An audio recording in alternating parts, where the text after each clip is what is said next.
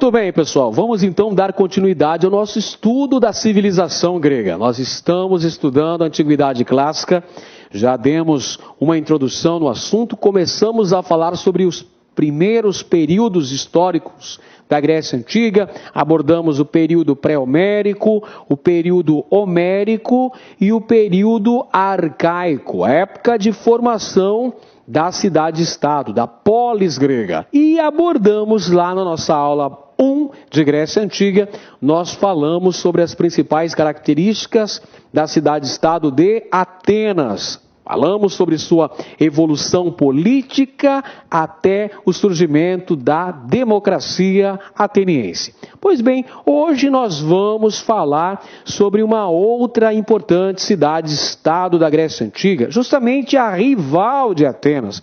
Nós vamos falar sobre a cidade-estado de Esparta. Esparta, localizada na península do Peloponeso, ou seja, na porção sul da península balcânica, na região da Lacônia. Lá se desenvolveu Esparta. Povo formador da cidade-estado de Esparta foram os dórios. Você se lembra muito bem, na nossa aula inaugural, nós falamos que entre 1400 e 1200 a.C. ocorreu uma invasão dórica à Península Balcânica, o que por sua vez acabou contribuindo para a destruição da civilização creto-micênica e promoveu a chamada primeira diáspora grega, a dispersão da civilização creto-micênica pela Península Balcânica. Então, os dórios são os formadores de Esparta. E qual era a característica aí dos dórios? Os dórios eram um povo extremamente belicoso, um povo bastante militarista. Por isso que Esparta se tornou uma cidade-estado com grande característica militar. Então, Esparta foi fundada a partir da invasão dórica e ela não passou pelo mesmo processo histórico de formação de Atenas, ou seja, todo aquele processo histórico que teve as duas diásporas gregas. A economia de Esparta era essencialmente agrícola nos vales do Peloponeso. Aí estão os espartanos e sua principal característica, o militarismo. Pirâmide social espartana, meus amigos. Então nós temos as camadas dominantes, os espartanos, que eram os descendentes dos primeiros dórios, ou seja, dos fundadores da cidade-estado de Esparta. Abaixo deles os periecos, os homens livres, mas sem direitos políticos. Periecos, aqueles da periferia, dedicavam-se principalmente ao comércio. E temos também os ilotas. Os ilotas eram a base da sociedade espartana, eram os servos da cidade de Esparta. Era aquela população creto-micênica que se revoltou diante da invasão dórica e por isso foram convertidos em ilotas, espécies de servos ou escravos da cidade de Esparta. A sociedade espartana, então, apresentava no topo da pirâmide os esparciatas ou espartanos, que eram os descendentes dos dórios, ou seja, dos fundadores da cidade-estado de Esparta. Eles se dedicavam à atividade militar, eram os proprietários das terras e tornavam-se soldados cidadãos, o chamado hoplita. Hoplita é o soldado cidadão espartano. Abaixo dos esparciatas estavam os periecos, ou seja, os habitantes da periferia, homens livres, porém, eram homens livres, mas não possuíam direitos políticos. Pequenos agricultores, pequenos comerciantes, não são cidadãos. E os ilotas são servos da cidade de Esparta, a base da mão de obra. Não são propriedades, não são escravos. Alguns historiadores chamam os ilotas de escravos, outros já os denominam como servos, pois os ilotas não são propriedades. Perfeito? Então, meus amigos, a política espartana é muito interessante. Apresentava-se numa oligarquia militar, governada por uma gerúsia, que seria o poder legislativo na cidade de Esparta, onde haviam 28 gerontes responsáveis, então, pela administração da cidade. Havia ainda o eforato, que era o poder executivo e judiciário. 5 éforas administravam a cidade do ponto de vista executivo e judiciário. E ainda vigorava a chamada diarquia, ou seja, Esparta possuía 2 reis, um rei militar e um rei religioso. Basicamente não tinham grande poder, com exceção dos períodos de guerra. Nesse período de guerra, é claro que o rei militar tinha uma grande projeção política. Tínhamos ainda, do ponto de vista político lá em Esparta, a chamada Ápela, que era a assembleia de cunho consultivo, não era deliberativo, perfeito? Era uma assembleia de cunho consultivo, uma assembleia consultiva com aclamação por aplausos, que é a base das leis. Lá em Esparta eram as leis lendárias de Licurgo, que seria esse legislador lendário de Esparta. Aí está a estrutura política espartana. Nós temos 5 éforos, que representam o poder executivo, são eleitos anualmente. 28 gerontes, responsáveis pelo poder legislativo, são o conselho de anciãos, ou seja, homens com mais de 60 anos de idade. Temos ainda a diarquia, 2 reis, controle do exército e da religião. O exército, a propósito, formado pelos hoplitas, homens entre 18 e 30 anos, o soldado cidadão. A Assembleia Popular é a Ápela, formada por homens com mais de 30 anos de idade. Os periecos, eventualmente, eram convocados para o exército só em caso de guerra. E os ilotas, camponeses, submetidos pela força. Bem, quando se aborda o aspecto da cultura espartana, o que é que você lembra? Claro que você vai lembrar do filme 300 de Esparta. Então você já, evidentemente, que lembra do caráter militar, do caráter belicoso de Esparta. Então, o militarismo é uma grande característica da cidade-estado de Esparta, onde a educação era extremamente rigorosa, chamada de ágoge.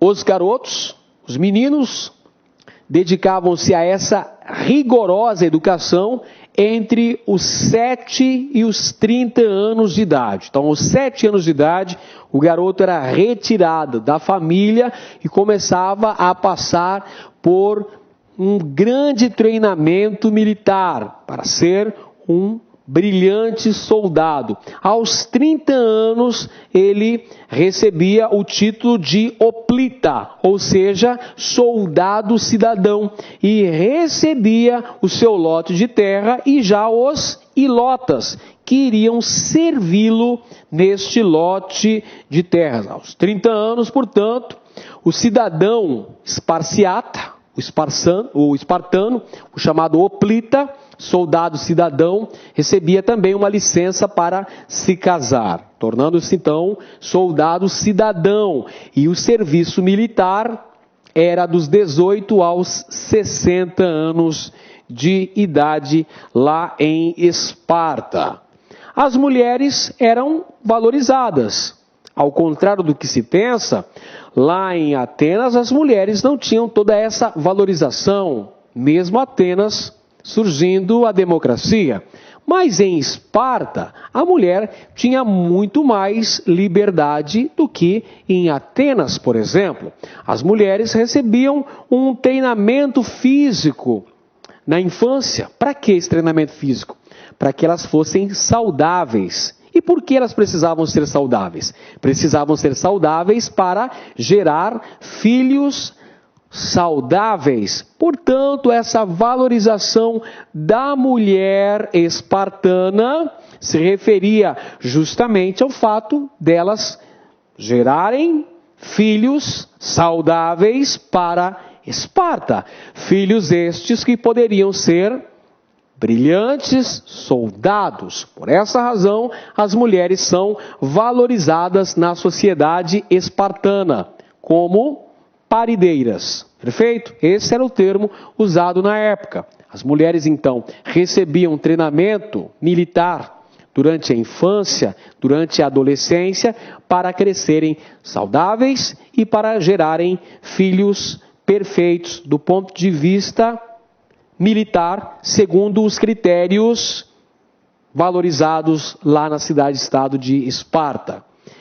E, inclusive, um outro aspecto importante lá em Esparta era o sacrifício de crianças portadoras de deficiência. Os sábios, os anciãos lá de Esparta, eles faziam inspeções sobre as crianças recém-nascidas para verificar se elas eram saudáveis. Se não fossem saudáveis, seriam sacrificadas. Por quê? Porque poderiam representar estorvo para a família e também para a cidade-estado. Afinal de contas, não seriam soldados, cidadãos, não seriam hoplitas. Então, havia o sacrifício de crianças que não fossem saudáveis, crianças portadoras de alguma deficiência lá em Esparta. O que alguns autores chegam a chamar isso de uma espécie de limpeza étnica, uma espécie de eugenia. Apesar desse termo não existir nessa época, Esparta fazia essa espécie de limpeza étnica. Perfeito, meus amigos? Muito bem, então. Vamos agora abordar um outro importante período histórico da Grécia Antiga, que é justamente o período clássico, entre os séculos VI e IV antes de Cristo. Corresponde exatamente ao período de apogeu e declínio do mundo grego. O período clássico é o período de apogeu do modelo democrático ateniense. É o apogeu da cidade-estado de Atenas. É o período em que acontece o chamado século de ouro de Atenas. É o período clássico, meus amigos. É o apogeu, é o auge do mundo grego, mas também é o início de seu declínio. Então, olha só, o período clássico está compreendido duas guerras importantíssimas para a civilização grega. Uma no seu início, outra no seu final. No seu início temos a chamada guerra ou guerras médicas. No início do período clássico, guerras médicas. No final do período clássico, guerra do Peloponeso. Então, uma guerra que vai iniciar o período clássico, que vai simbolizar, o apogeu do mundo grego. E a outra que termina o período clássico e vai assinalar, o declínio das cidades-estado gregas. Dois conflitos importantes. Guerras médicas, 496, 448 antes da época cristã. Guerra do Peloponeso, 431, 404 antes da época cristã. Nós vamos aí abordar esses dois importantes conflitos militares que foram fundamentais dentro da história da Antiguidade Clássica, dentro da história da Grécia Antiga. Perfeito? Vamos então abordar essas duas importantes guerras. Duas importantes guerras fundamentais para a compreensão do período clássico da Grécia Antiga. Vamos começar falando sobre as guerras médicas. Esse importante conflito que opôs a civilização persa contra a civilização grega. Perceba, a civilização persa, um estado unificado, centralizado, extremamente militarista, contra a civilização grega formada por inúmeras cidades-estado, ou seja, onde o poder é descentralizado, onde não existe unificação política. Quem é que vence essa importante guerra? É isso que a gente vai analisar agora. As guerras médicas aconteceram entre 496 e 448 a.C. Então vão colocar em lados opostos, de um lado os persas, de outro os gregos. Os persas, como dissemos, um estado unificado, um estado centralizado, desde Ciro I. E os gregos organizados de forma descentralizada, através de cidades-estado. A causa que leva às guerras médicas são o domínio sobre o comércio do mar Egeu. Primeira etapa da guerra, nós temos Atenas rechaçando o ataque persa, em razão da superioridade marítima ateniense. Então, os persas tentam invadir a Península Balcânica. Sob a liderança do rei Dário I, os persas tentam dominar a Grécia. Mas começam a atacar a Península Balcânica pelo norte, ou seja, pela Península Ática. E vão atacar Atenas, não levando em consideração que os atenienses possuíam uma bem organizada marinha de guerra. Os atenienses eram grandes comerciantes marítimos, logo tinham tradição marítima e conheciam como ninguém o litoral recortado da Península Balcânica. Então, o que vai acontecer? Derrota persa. Atenas rechaça o ataque persa.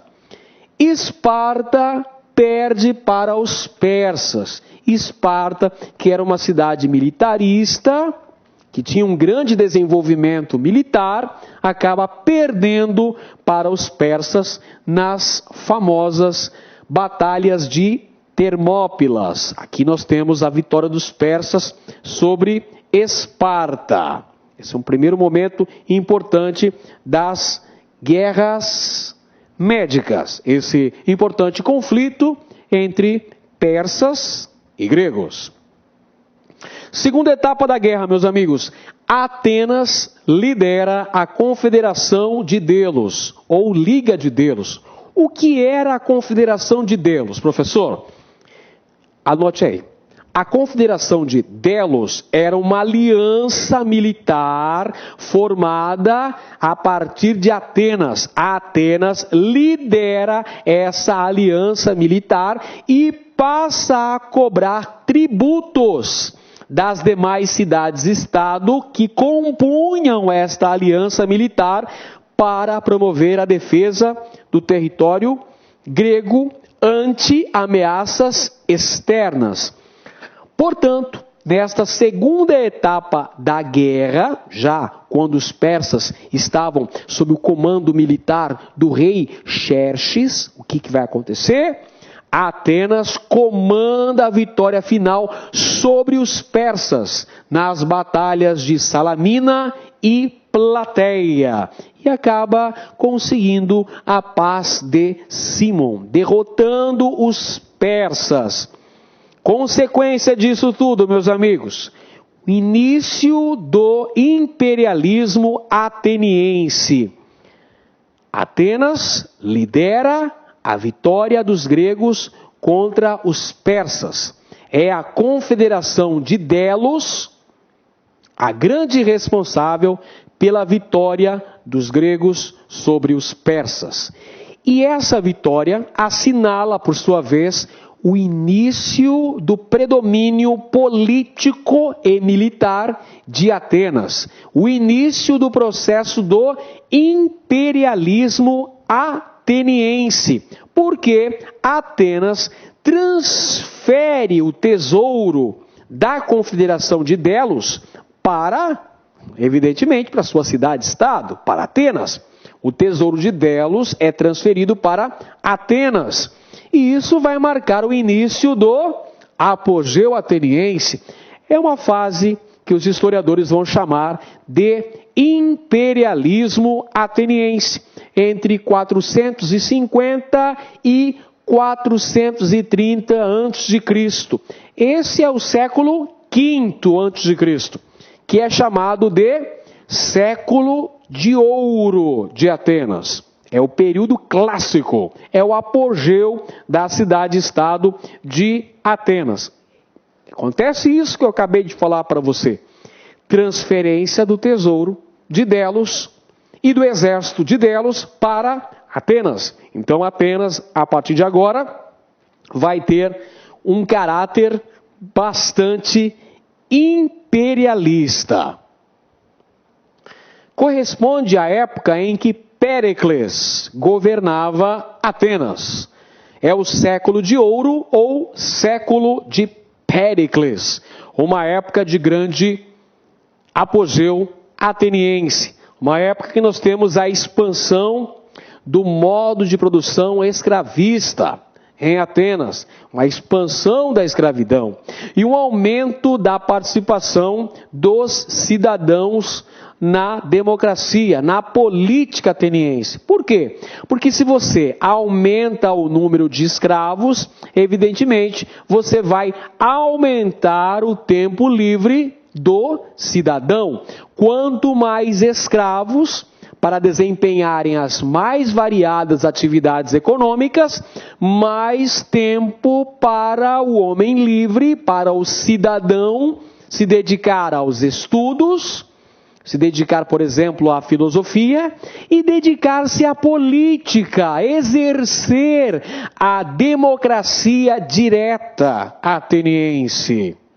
Portanto, meus amigos, nós podemos claramente afirmar que imperialismo e democracia são faces da mesma moeda em Atenas do século V a.C., o século de ouro ou o século de Péricles.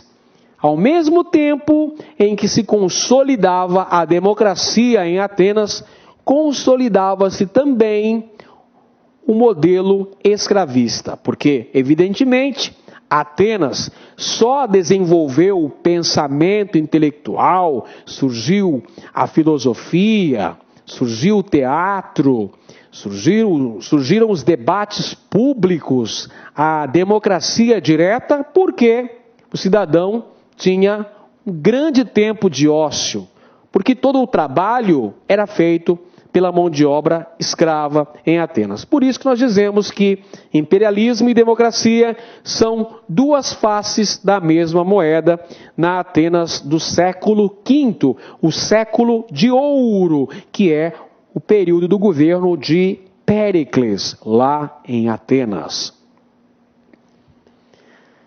Nesse momento que nós tínhamos uma predominância política ateniense, é claro que Esparta não aceitava esse predomínio, essa hegemonia política ateniense.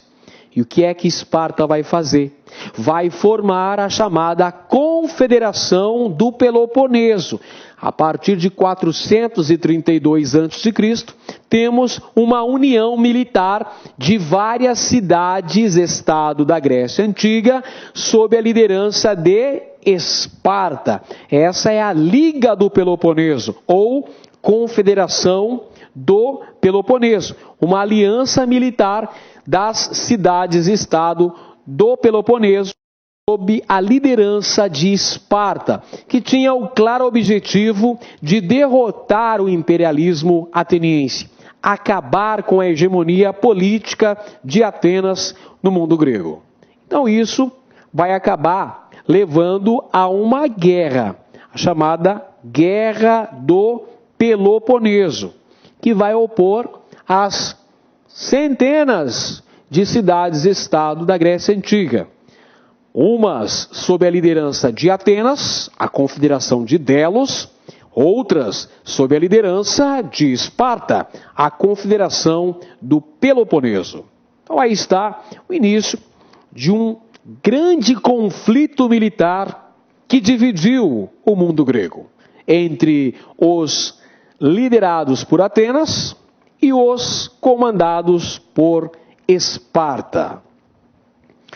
Uma guerra terrível, Guerra do Peloponeso, Liga de Delos, ou Confederação de Delos, contra Liga do Peloponeso, ou Confederação do Peloponeso.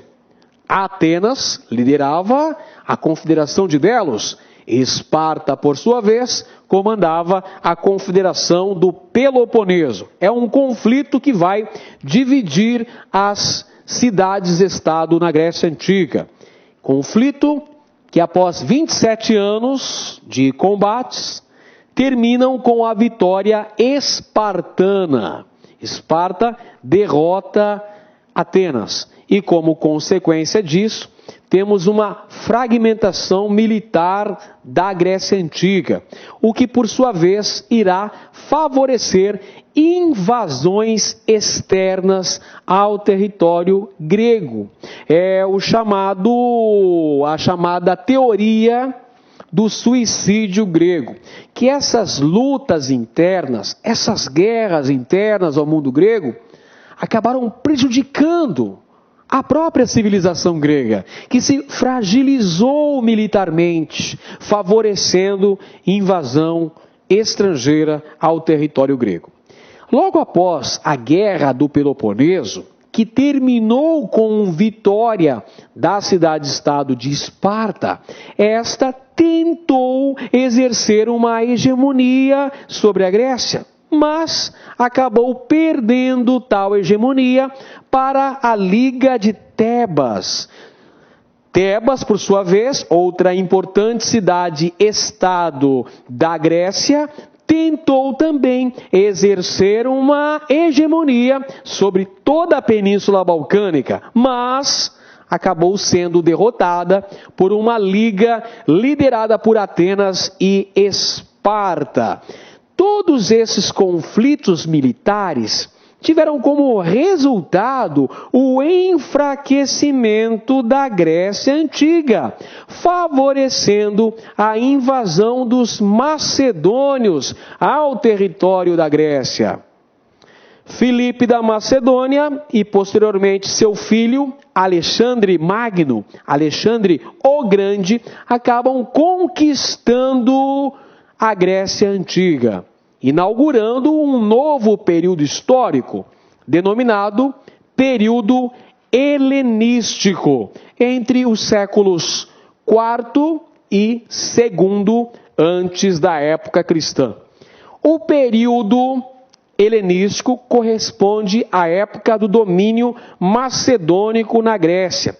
Começa em 356 com Felipe II da Macedônia, iniciando a invasão da Grécia. E consolida-se em 336 a.C. com Alexandre Magno, Alexandre o Grande, que dá início ao processo de expansão do Império Macedônico, em razão da superioridade militar macedônica. E também nós temos um aspecto interessante, que o Alexandre Grande vai promover uma tolerância cultural com os povos conquistados. Não força esses povos a adotarem a religião dos macedônicos e também, meus amigos, vai cobrar esses impostos para esses povos conquistados. Então, nisso, nós vamos ter um processo de fusão da cultura grega com a cultura de outros povos, como, por exemplo, os povos da Mesopotâmia ou os povos do Egito. Isso aí é chamado de helenismo ou cultura helenística. É a fusão da cultura grega com as demais culturas da antiguidade oriental, resultado da grande expansão territorial promovida pelas conquistas militares de Alexandre o Grande. Alexandre Magno da Macedônia promoveu grandes conquistas militares. Primeiro conquistou a Grécia Antiga, depois conquistou também o Egito, o norte da África, conquistou o Oriente Próximo, a região da Mesopotâmia, estendeu seus limites até as fronteiras com as Índias. Portanto, construiu um gigantesco império que foi fragmentado após a morte de Alexandre o Grande, com apenas 33 anos de idade. Ele faleceu no Egito Antigo. Muito bem, meus amigos. Outro importante aspecto da expansão macedônica no mundo antigo, das conquistas promovidas por Alexandre o Grande, nós temos o surgimento do chamado helenismo. Vamos até anotar aqui, chamado helenismo. O helenismo é a fusão da cultura grega com as demais culturas orientais. Características da cultura helenística: universalismo, ou seja, uso da razão, defesa do racionalismo como fonte de conhecimento. Outra característica importante do helenismo era a valorização do antropocentrismo, ou seja, colocando o homem como centro das atenções humanas, algo que foi resgatado séculos mais tarde pelo Renascimento na Península Itálica. Então nós temos aqui o helenismo, fusão da cultura ocidental, Grécia, com a cultura oriental, dos persas, dos egípcios, dos povos da Mesopotâmia também. Expansão do pensamento grego por todo o Império Macedônico. Então essa expansão político-militar de Alexandre o Grande contribuiu também para uma expansão cultural do pensamento grego em todos os territórios conquistados. Resta-nos abordar ainda sobre os principais aspectos da cultura grega. Evidentemente, os gregos que formaram a chamada Antiguidade Clássica deixaram importantes aspectos que são grandes legados culturais da humanidade. Por exemplo, o surgimento do teatro, com a valorização de dois gêneros, tragédia e a comédia. O teatro, que era encenado ao ar livre, com a utilização de máscaras, com a utilização de corais, evidentemente, não é? Com atores homens. Olha uma característica interessante. Apenas homens encenavam as peças teatrais na Grécia, principalmente em Atenas. Quando interpretavam personagens femininas, utilizavam-se de máscaras. Destaques no teatro grego: Ésquilo, Sófocles e Eurípides com as tragédias, Aristófanes com as comédias.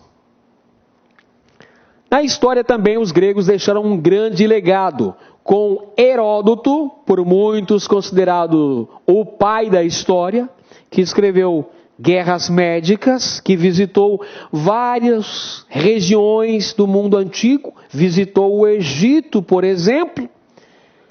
É de Heródoto a célebre frase: o Egito é uma dádiva do Nilo. Temos ainda Xenofonte e Tucídides, que escreveu Guerra do Peloponeso. Na poesia, destaque para Homero, poeta, a quem são atribuídas as obras Ilíada, que conta os feitos da Guerra de Troia, e Odisseia, as aventuras e desventuras de Ulisses, herói grego em seu retorno à cidade, a ilha de Ítaca, onde ele era rei. Píndaro, que escreveu sobre os Jogos Olímpicos que, a propósito, eram realizados de 4 em 4 anos em Olímpia, na Grécia Antiga, em homenagem aos deuses. Em homenagem a Zeus, os gregos, de 4 em 4 anos, paralisavam as guerras e realizavam seus Jogos Olímpicos, que deu origem às Olimpíadas atuais. Na filosofia, que também surgiu na Grécia Antiga, temos importantes nomes: Tales de Mileto, Pitágoras, Protágoras e os célebres Sócrates, Platão e Aristóteles. Na arquitetura, desenvolvimento dos estilos dórico, jônico e coríntio. Temos ainda na escultura Fídias e Miron, grandes baluartes da escultura grega, com valorização do antropocentrismo, valorização das figuras humanas. Nas ciências, Tales de Mileto e Pitágoras na matemática, e Hipócrates, que para muitos é considerado o pai da medicina. E na religião, uma outra característica importante, o politeísmo. As cidades-estado da Grécia Antiga cultuavam vários deuses. Cada cidade geralmente tinha um deus favorito, um deus protetor. Como, por exemplo, Atenas tinha como principal divindade a deusa Palas Atena. Esparta tinha como principal divindade, exatamente, o deus da guerra, Hades, o deus da guerra, lá na Grécia Antiga. Perfeito, meus amigos? Que é Marte para os romanos, não é? Marte para os romanos e para os gregos é Ares, não é nada de Hades, não. É Ares, o deus da guerra. Fiz uma pequena confusão.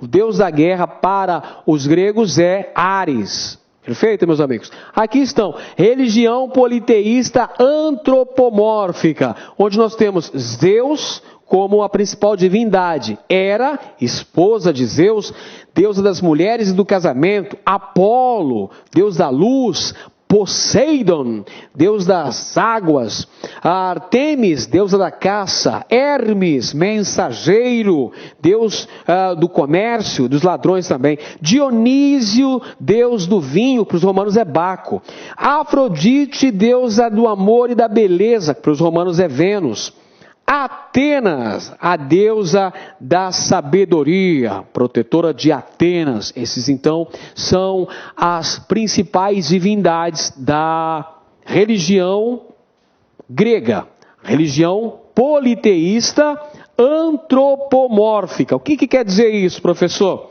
Religião politeísta antropomórfica significa que os deuses dos gregos tinham semelhança dos homens. Isso aí, perfeito? Então, os deuses gregos tinham a imagem e semelhança dos homens, só que mais belos, mais jovens, mais fortes e mortais. Aí estão os principais deuses que habitavam o chamado Monte Olimpo, religião politeísta antropomórfica. Beleza, meus amigos? Legal, então. Vimos nessas duas aulas as principais características da civilização grega, que vem a fazer parte da chamada civilizações da antiguidade ocidental, ou antiguidade clássica. Na próxima aula a gente vai continuar falando sobre a Antiguidade Clássica. Vamos abordar Roma Antiga. Um grande abraço para você. Continue estudando conosco, com antecedência, planejamento e foco, pois temos certeza que você vai se dar muito bem na prova do Enem que vem chegando por aí. Até a próxima. E aí, pessoal, gostou da aula de história? Então curta e compartilhe.